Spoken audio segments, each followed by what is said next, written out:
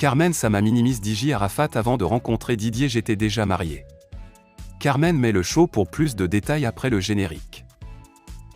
Avant de commencer, n'oubliez pas de vous abonner et d'activer la cloche de notification car cela va vous permettre de ne plus manquer à nos prochaines vidéos. C'est parti!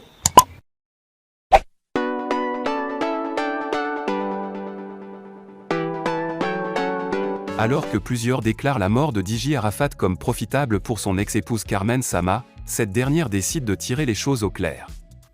Carmen Sama a mis fin au débat selon lequel Diji Arafat est à l'origine de sa notoriété. Elle a fait comprendre qu'elle avait déjà démarché dans les clips bien avant sa rencontre avec le défunt. Elle déclare « J'étais déjà connue avant de rencontrer Diji Arafat.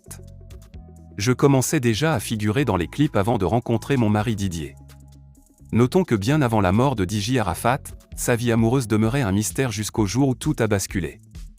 Le regard du public a été attiré sur Carmen Sama, la femme qui partageait la vie du chanteur et qui est la mère de sa dernière fille, Rafna. Depuis, les lumières sont gardées sur l'influenceuse. Cameroun Justice. Les influenceuses Muriel Blanche et Nathalie Koa exigent les excuses du blogueur Raphaël Andem pour sa libération. Le blogueur accusé de diffamation croupit en ce moment à la prison centrale de Newbel dans la capitale économique du Cameroun. Arrêté nuitamment à Douala par des gendarmes après une plainte déposée contre lui par les influenceuses Muriel Blanche et Nathalie Koa, le blogueur Raphaël Andem a fait une semaine en cellule avant que sa famille qui recherchait ne soit informée de sa détention, relate sa maman en pleurs, qui ne sait plus où mettre la tête. L'influenceuse et artiste Muriel Blanche lui reproche de s'être attaquée à l'intimité de sa fille de 12 ans sans défense et exige des excuses de sa part pour retirer sa plainte. Nathalie Koa et une autre plaignante l'accusent également d'avoir publié sur sa page des articles diffamatoires. Le blogueur qui a été entendu à la gendarmerie n'aurait pas nié les faits et aurait refusé de s'excuser avant que le procureur ne le défère à la prison centrale de Newbel. L'opinion est cependant divisée dans cette affaire qui tient la blogosphère en haleine.